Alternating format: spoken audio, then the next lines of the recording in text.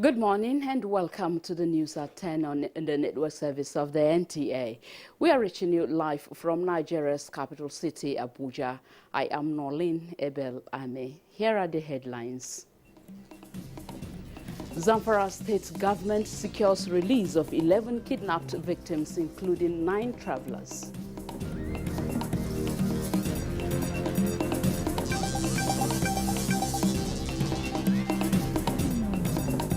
National Security Advisor directs dismantling of illegal security outfits in Nigeria.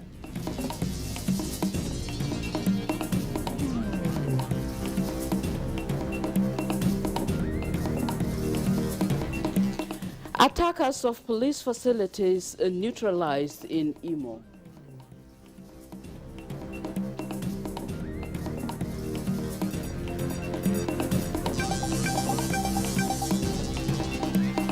Popular tele-evangelist TB Joshua dies at 57, remains deposited at a private mortuary in Ikeja.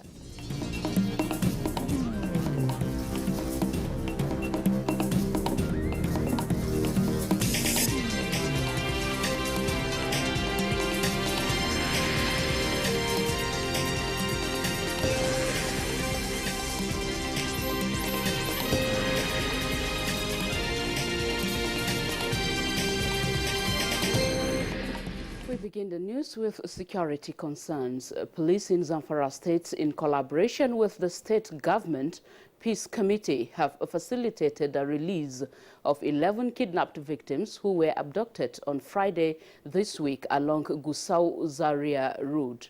A statement issued by a spokesman of the ZAMFARA State Police Command, SP Shehu Muhammad, indicates that 9 of the victims, who are natives of Katsina State, were abducted by suspected armed bandits while coming back from a local market in ZAMFARA State. The statement says that prompted police operatives in collaboration with ZAMFARA State Government Peace Committee to swing into action and eventually succeeded in rescuing all the victims unhurt. According to the statement, the released captives had been medically checked and debriefed before they were reunited with their families.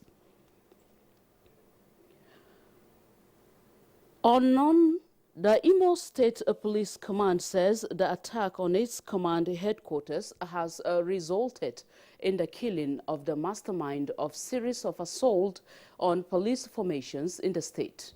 The public relations officer, Bala Elkana, made this known to journalists after the latest attack on the police headquarters, Owerri. Lorita Arinze-Gwim has details.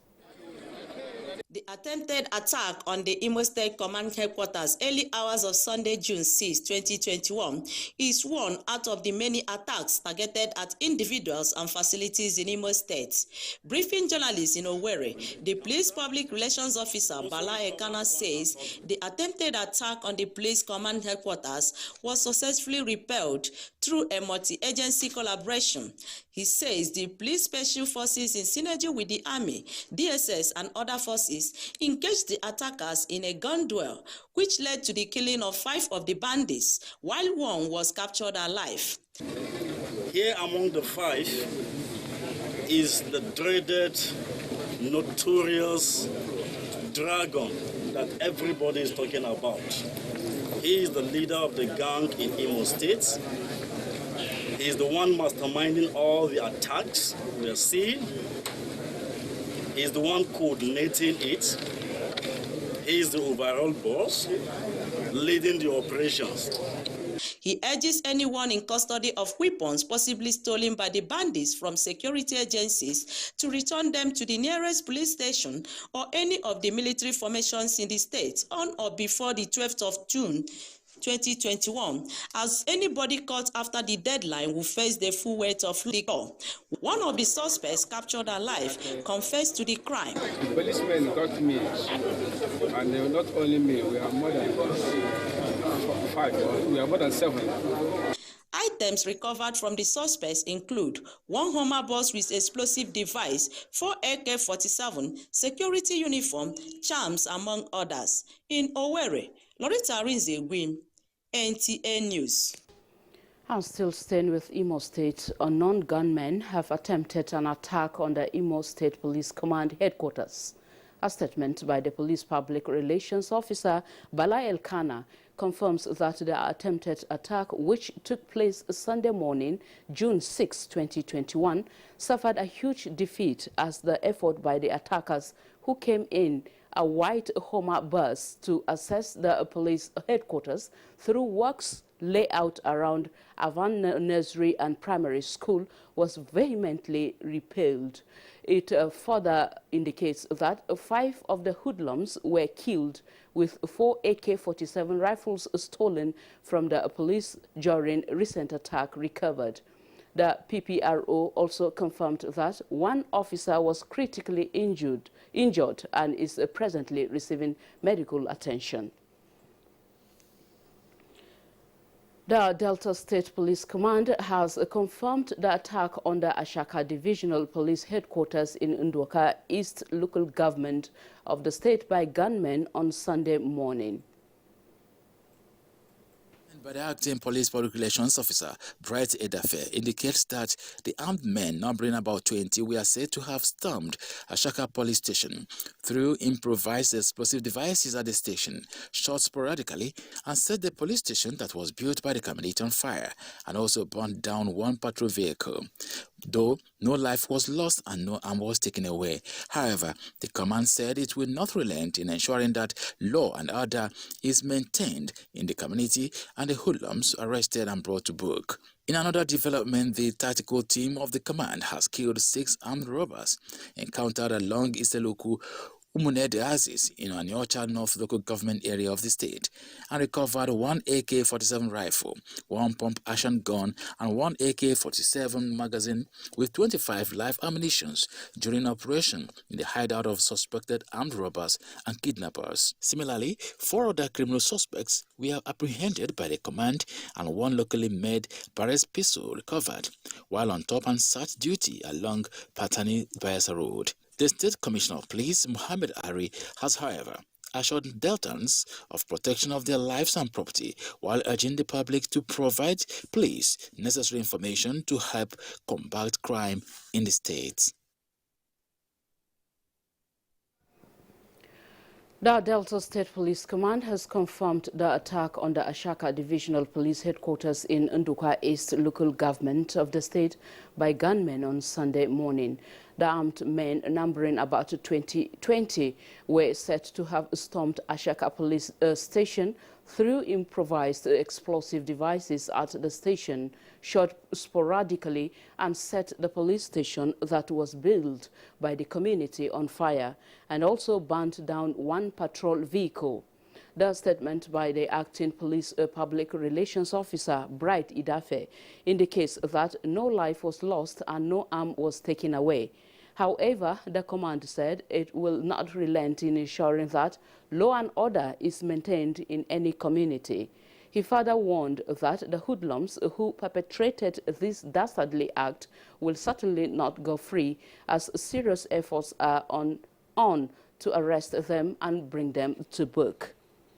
In another development, the tactical team of the command has killed 6 armed robbers encountered along Iseloku Umunede axis in Aniocha North local government area of the state, and recovered 1 AK-47 rifle, 1 pump action gun, and 1 AK-47 magazine with 25 live ammunitions during operation in the hideout of suspected armed robbers and kidnappers.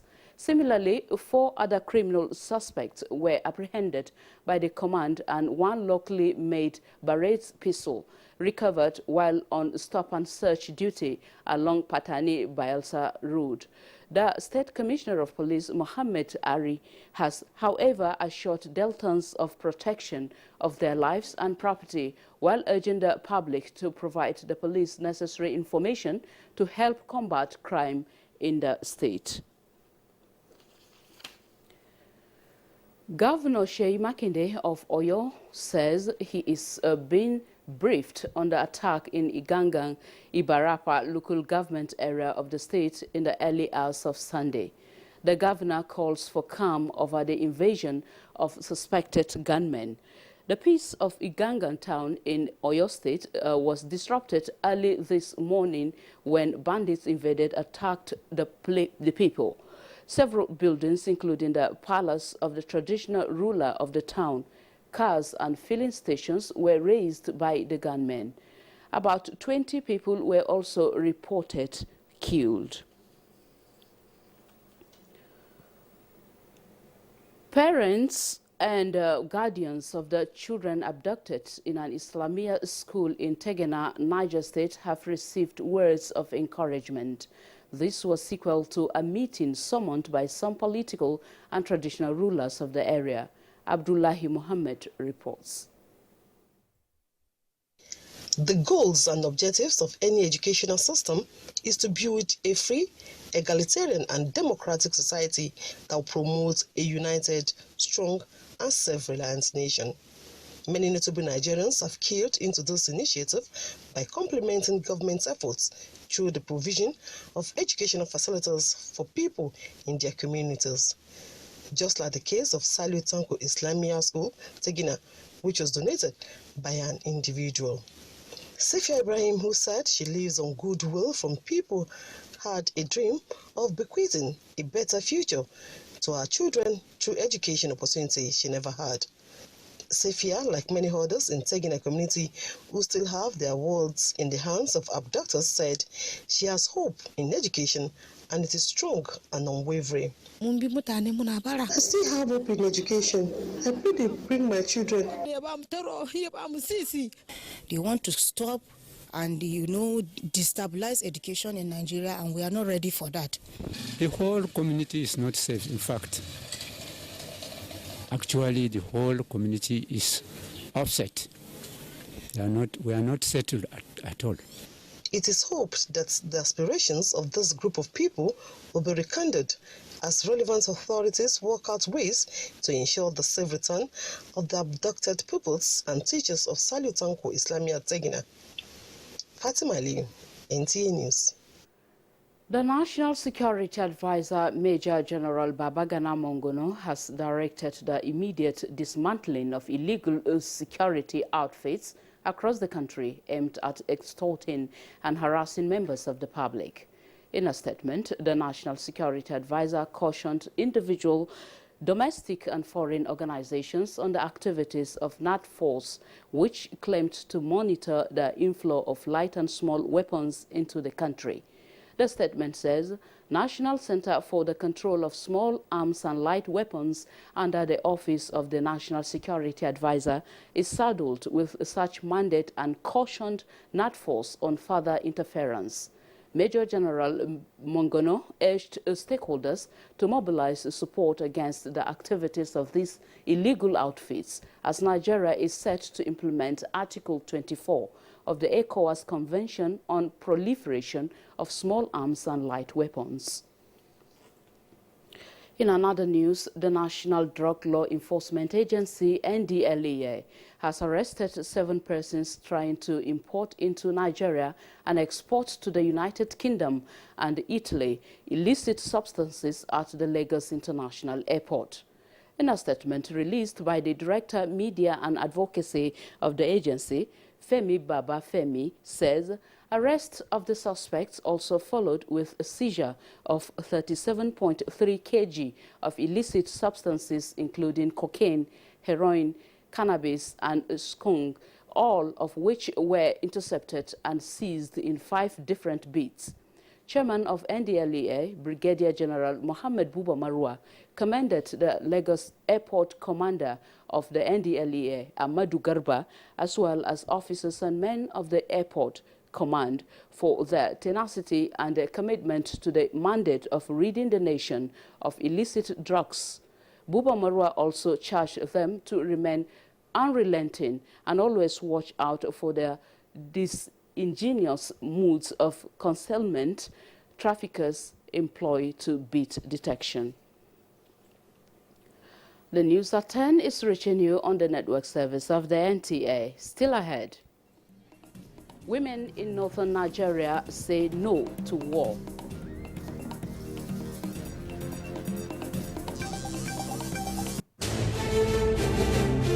This is NTA News 24 broadcasting from Abuja. You can watch us anywhere, anytime on the following platforms. Star Times Channel 101, Free TV Channel 703, Channel 419, and OTV Channel 416. For more information, log on to our website www.nta.ng or join us on our social media handles, Twitter at NTA News 24, Facebook at NTA News 24. For comments, suggestions and inquiries, send an email to news24@nta.gov.ng or call us on the following numbers. NTA News 24, news and more news. Thank you for staying with us on the news at 10 on NTA News 24. Now, MBS values export component of the trade at 2.907 trillion.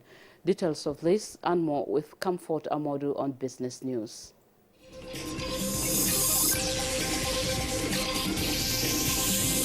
With the total value of trade imports pegged at 6.850 trillion naira, the National Bureau of Statistics says Nigeria's total merchandise trade stood at 9.757 trillion in the first quarter, in contrast with the 2020 fourth quarter record of 14.13%. And the report puts value of crude oil export at 1.929 trillion naira, representing 66.38% of the total export recorded in the first quarter, while non-crude oil export accounted for 33.62% of the total export. In another news, the Federal Inland Revenue Service, in an effort to modernize tax administration in the country, has introduced a new tax administration solution, Tax Pro Max, for ease of tax compliance.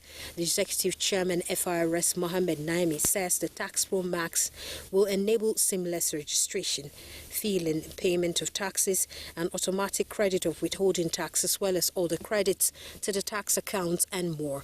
He says the Tax Pro Max platform is accessible at www.taxpromax.firs.gov.ng.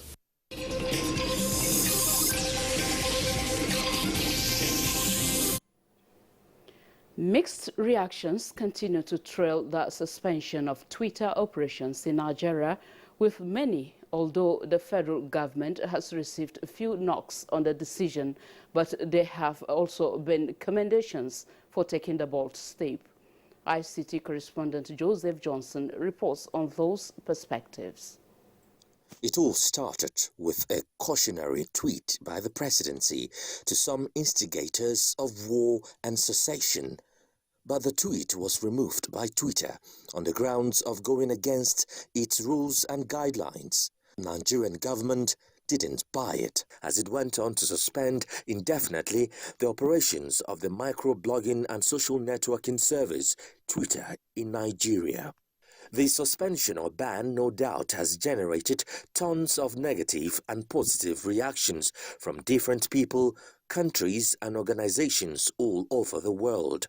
In a tweet, Trishiata says, "Who knew Nigeria will be the front runner in saving the world?"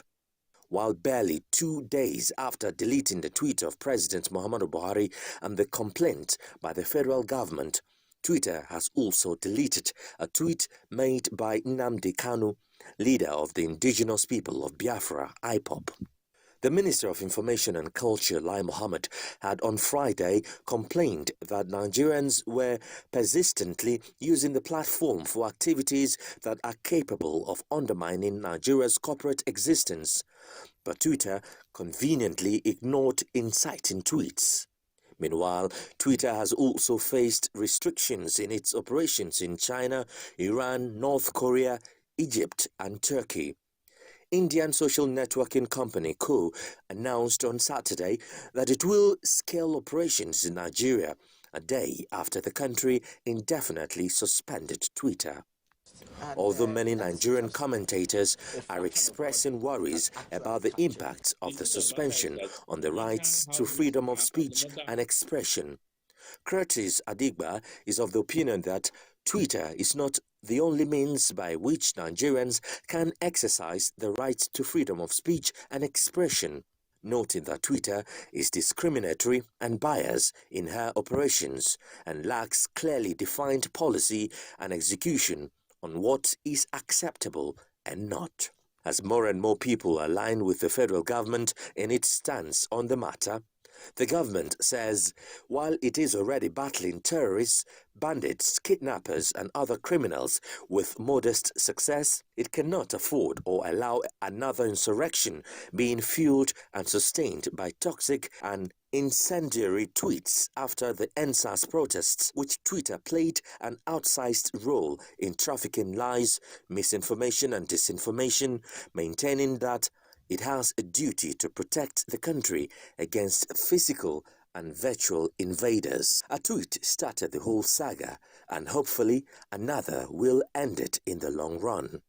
At the moment, though, the Nigerian government and Twitter are speaking in conciliatory tones, which are fanning the embers of a common ground for a possible resumption of Twitter's operations in Nigeria, in compliance with extant rules in the country.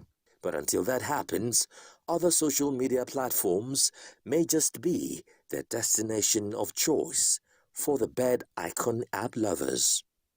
Joseph Johnson, NTA News.